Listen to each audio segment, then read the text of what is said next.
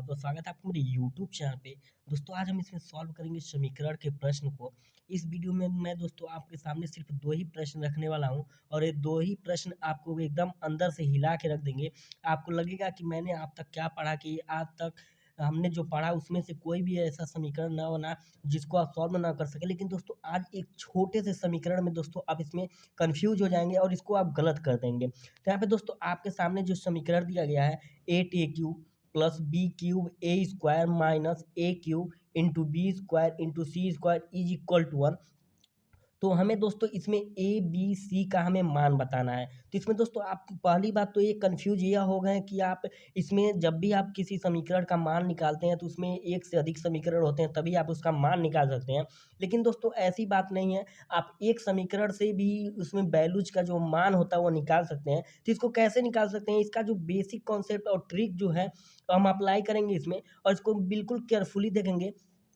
अगर आप चैनल पे पहली बार आए हैं दोस्तों तो चैनल को सब्सक्राइब कर लीजिएगा, वीडियो को लाइक कर लीजिएगा क्योंकि ऐसे इंटरेस्टिंग वीडियो आपको इस चैनल पे मिलती रहती हैं।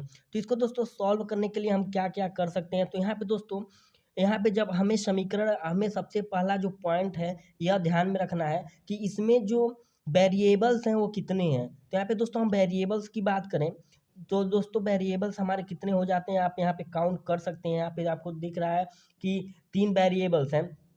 तो इसमें दोस्तों अगर 3 वेरिएबल्स हैं और समीकरण 1 है, यानी कि चर दोस्तों इसमें 3 है ए, बी, सी।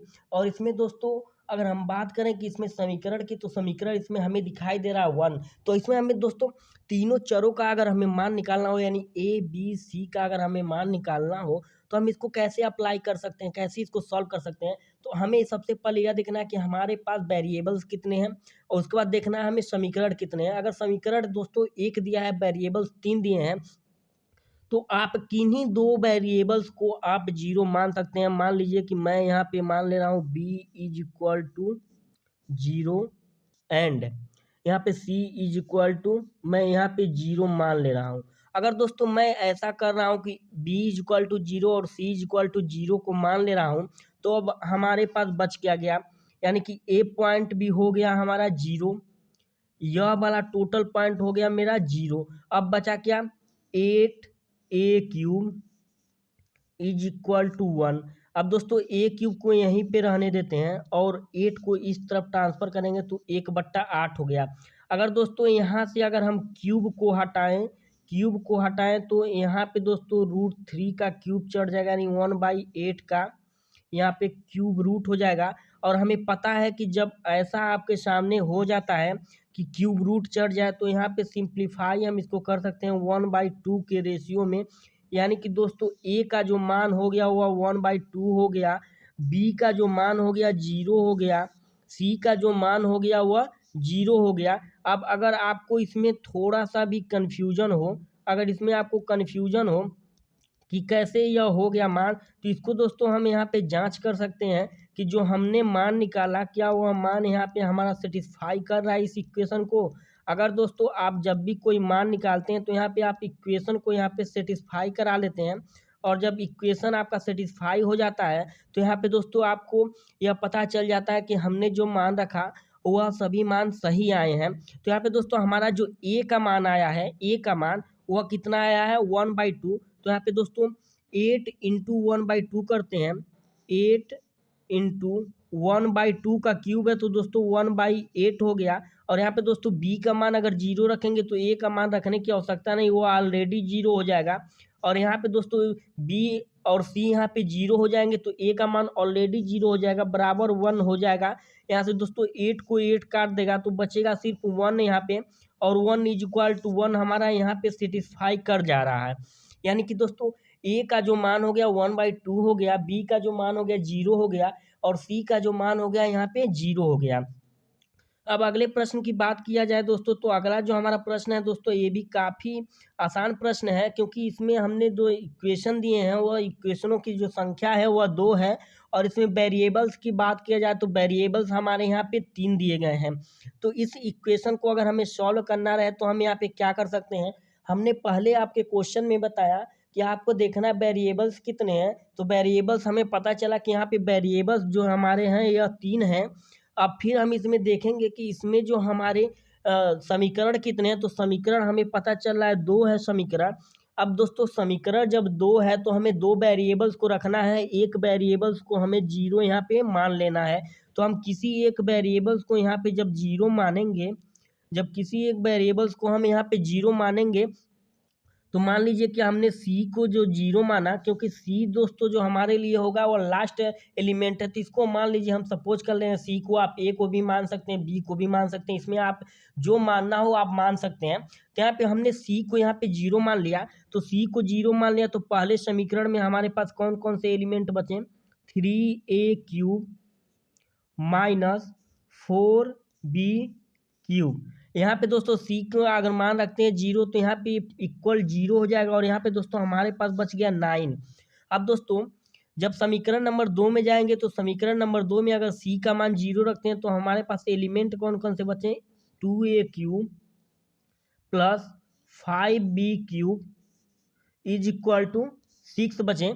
अब दोस्तों हमारे पास यह जो समीकरण बन गया, इसमें 2 समीकरण हमें मिल गए, और ये दोस्तों इसमें एलिमेंटों की जो संख्या है वो 2 एलिमेंट इसमें ऐड हो रहे हैं। इक्वल की बात की जाए तो इक्वल एलिमेंट को हम यहाँ पे ऐड नहीं करेंगे। हम इसमें वेरिएबल्स की बात करें तो एक एक समीकरण में 2 वेरिएबल्स हैं। अगर दोनों समीकरण में सेम वेरिएबल्स हैं तो इसको ईजिली हम सॉल्व कर सकते हैं। अगर दोस्तों पहले वाले में बात करें, अगर पहले में अगर हम 5 से गुना कर दें, तो यहाँ पे जो -4b³ है वो 20b³ हो जाएगा, और इसमें समीकरण नंबर 2 में अगर 4 से मल्टीप्लाई कर दें, तो यहाँ पे जो 5b³ है वो 20b³ हो जाएगा। तो यहाँ पे दोस्तों हम इसको अगर गुना कर लें, तो यहाँ पे जो हमारा समीकरण बनेगा वो नया समीकरण वो क्या हो जाएगा, वो हम अगर पहले में 5 से गुणा कर रहे हैं तो 15a³ minus 20b³ is equal to 45 यहाँ पे हो जा रहा है। अगर समीकरण 2 में अगर दोस्तों अगर हम 4 से गुना कर रहे हैं, तो यहाँ पे 8a³ plus 20b³ is equal to 24। अब दोस्तों हमें पता चला कि ऊपर जो समीकरण में -b³ है, नीचे समीकरण में +b³ है, तो इन दोनों को हम इक्वली काट सकते हैं। यहाँ पे दोस्तों इजीली अगर हम काट लें और इन समीकरणों को अगर हम ऐड कर लें, तो यहाँ पे हमारे पास कितना हो गया, 23a³ इज इक्वल टू 9, और यहाँ पे दोस्तों हो गया हमारे पास 6। अब दोस्तों यहाँ से हम इजीली देख सकते हैं कि अगर हम इसको डिवाइड कर देते हैं यहाँ से, तो 23 से अगर इसको काट दे तो यह 3 टाइम्स में कट जाएगा, यानी a³ का जो मान हो गया यह 3 हो गया। अब यहाँ से हम a का जो मान है इक्वली अगर हम यहाँ से निकालना चाहें, तो a का जो एग्जैक्ट मान हो जाएगा वह कितना हो जाएगा, यहाँ पे 3√3, यानी कि दोस्तों यहाँ पे हम इसका क्यूब रूट चढ़ा देंगे, तो a का जो मान हो गया वह क्यूब रूट हो गया। अगर इसको और सिंप्लीफाई किया जाए, तो इसको हम और क्या लिख सकते हैं, तो यहाँ पे जो a का मान हो जाएगा 3/1/3 हम इसको कर सकते हैं। तो यानी a का जो मान हो गया वह 3/1/3 यहाँ पे हो गया। अब दोस्तों हमें मान इसमें निकालना है b का, तो b का मान निकालना है, तो हम किसी एक इक्वेशन में a का मान और c का मान यहाँ पे पुट कर दें, तो यहाँ पे हमारा जो b का मान हो जाएगा वह इजीली निकल जाएगा।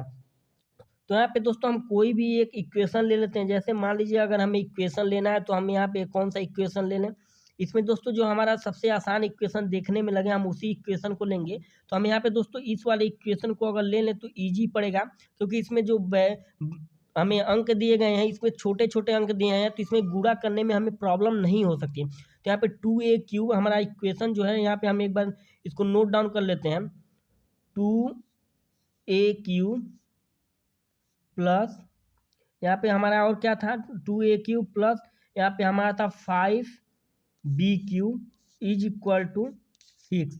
इसको एक बार हम नोट डाउन करें, तो यहाँ पे हमें देख सकते हैं कि यही हमारा जो इक्वेशन है यही था। तो हम इसमें दोस्तों अब a का जो मान है वो यहाँ पे पुट करेंगे, तो a का जो हमारे पास मान है वो कितना है, तो a का जो हमारे पास दोस्तों मान था वह कितना था, 3/1/3, और इसका पावर दोस्तों हमें 3 चढ़ा देना है, क्योंकि पावर जो था वो यहाँ पे 3 है, तो यहाँ पे हम 3 चढ़ा देंगे। अब इसके बाद दोस्तों यहाँ पे अगर बात किया जाए इसका, तो यहाँ पे दोस्तों 5b³ को रहने देते हैं, और यहाँ पे 6 यहाँ पे रहने देते हैं। अब इसको सॉल्व कर लें, तो हमारे पास कितना आ जाएगा दोस्तों, यहाँ पे पावर है तो यहाँ पे दोस्तों पावर में पावर कैंसिल हो जाएंगे, तो यहाँ पे बचेगा क्या 3, और 3 का जब मल्टीप्लाई करेंगे तो 6 हो जाएगा।